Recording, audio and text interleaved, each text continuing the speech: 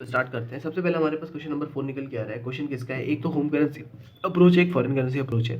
ठीक है, home currency का अप्रोच के लिए क्या होता है, इसने कहा था कि इंडिया में सीएफ निकालो, यानी कि इंडिया के दे रखे नहीं दे रखे ना, तो इंडिया में निकालो। इंडिया के लिए सर हर साल का रेट नहीं दे रखा, तो नहीं दे रखा तो हर साल का रेट निकल के कैसे निकल के आएगा?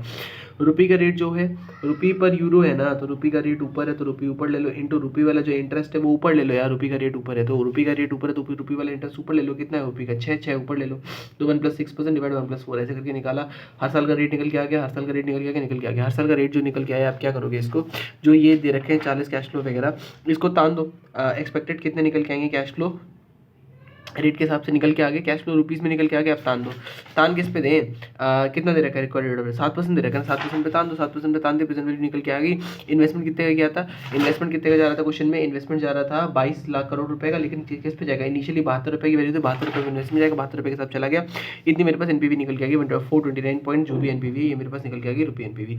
इसी को अगर उसमें दिखाना है, यूरो में दिखाना है, तो यूरो में भी दिखा सकते हो, कोई टेंशन नहीं है। अच्छा, दूसरे वाले क्वेश्चन में हम क्या करेंगे? जो हमारे पास फॉरेन करेंसी अप्रोच फॉलो करनी, तो क्या करो? फॉरेन करेंसी अप्रोच के लिए आपके पास दे रखा है ना क्वेश्चन में कि euro euro euro euro euro, तो यूरो को तानना ही, तो सिर्फ यूरो को तानना है और तान के निकालना है। तानने के लिए जो रेट यूज करोगे वो दे रखा है। इन्होंने कहा कि रेट ऑफ रिटर्न तो 7% है। सर 7% जो है वो इंडिया वाला रिटर्न का, अगर इंडिया में लगाओगे तो 7% है, बाहर कितना होने वाला है वो निकालना है ना आपको।